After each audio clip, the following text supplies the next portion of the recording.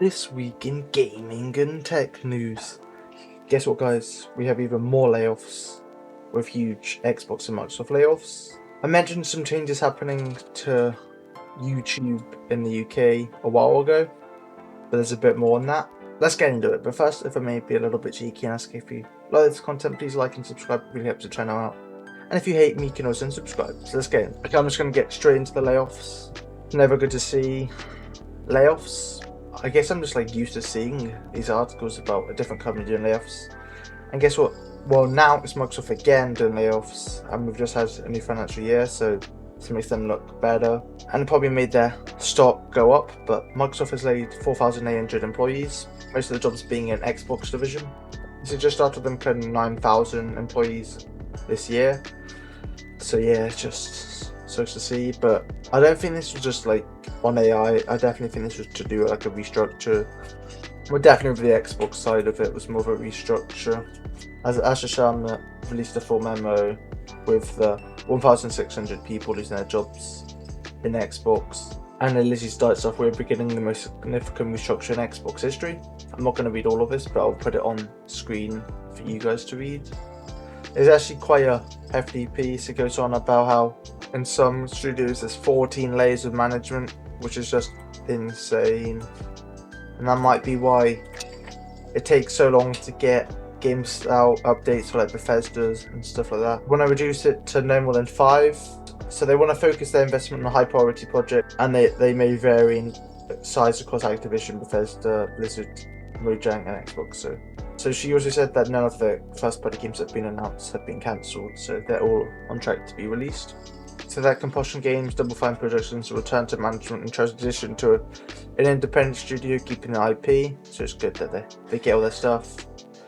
Whilst Ninja Theory and Undead Labs have entered terms to join new ownership with funding to complete and grow on State of Decay 3. And she also said that the first time they're going to get a COO, which said that we lost 64 cents for every dollar we've invested, so not very good investment. Well, that we're operating at margins lower than other platforms by 3 to 10 times. So yeah, Xbox not doing well, and you can see why they're doing this. Yeah, I do wonder what Xbox are going to do now. They're in the mud. They also said that Game Pass numbers are not where they wanted them to be. They thought by now it'd be at 70 million, but it's only at 30 million. So yeah, I definitely think when they raised the price, they did a lot of damage, and now they have lowered it. I just think people don't trust Game Pass now, and that's a lot of bad for their reputation. And people are also really confused by Xbox.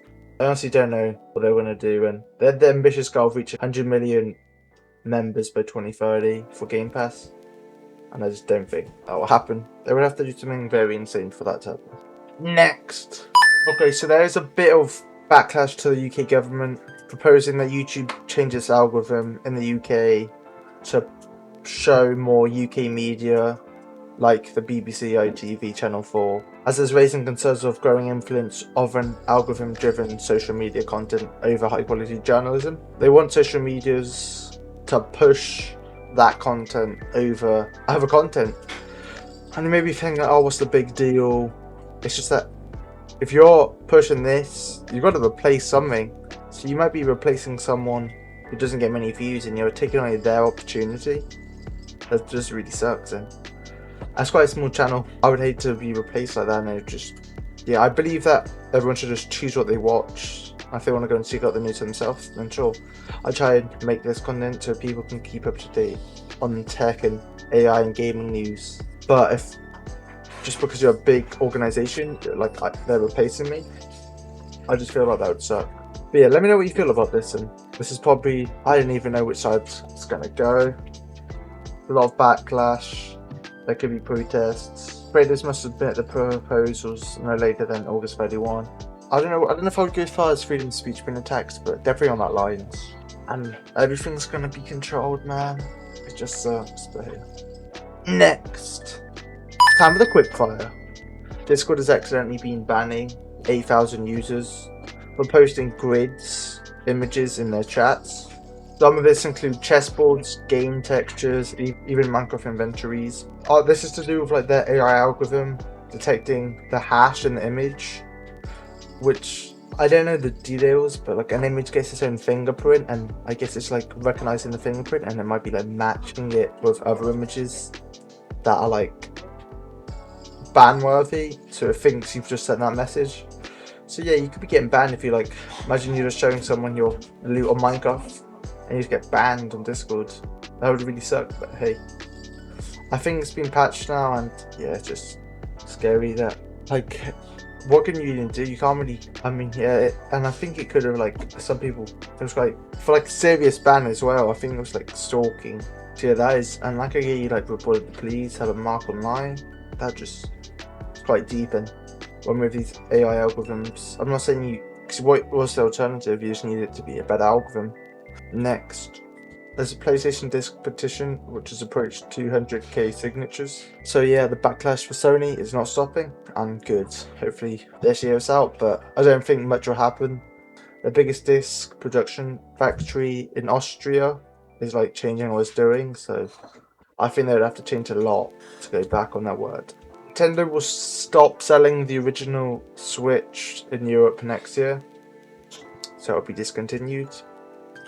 I still wonder if they're going to beat the PS2, and I do think it will, but hey, it just depends how long they're selling it for. A developer said that Steam has changed their refund policies due to their game getting a very positive rating, but had a 21 refund rate due to the game being able to be completed in under 2 hours. So with Steam, if you play the game for less than 2 hours, you can refund it. So imagine you just complete the game and then there's nothing for me to do, get my money back, which really sucks for that indie dev. And like, I don't really know what the solution is. I guess maybe they could do it based on your trophy count. If the game has a lot of trophies and they've got all the like a decent amount of trophies, it means they've done a lot in the game. That'd be my proposal, but there might be something else.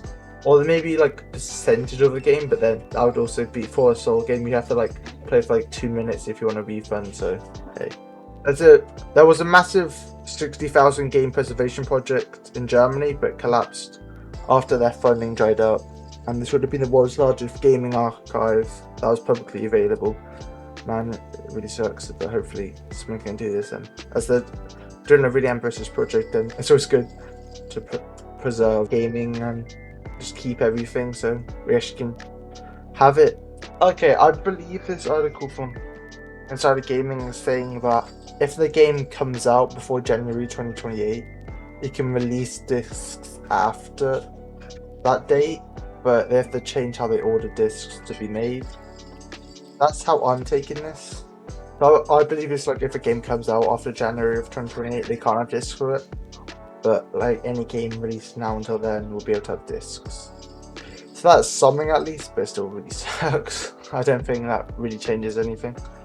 And finally, Google's getting a lot of backlash as it was showing AI commercial with the founding fathers embracing AI, which is just, yeah, I guess it's just what it is, and man, I wonder what they would be thinking about this technology, man, and what's happening in their country and all that, using Gemini. Hey, it was used to help them draft the Declaration of Independence. Well, the M dash was in there.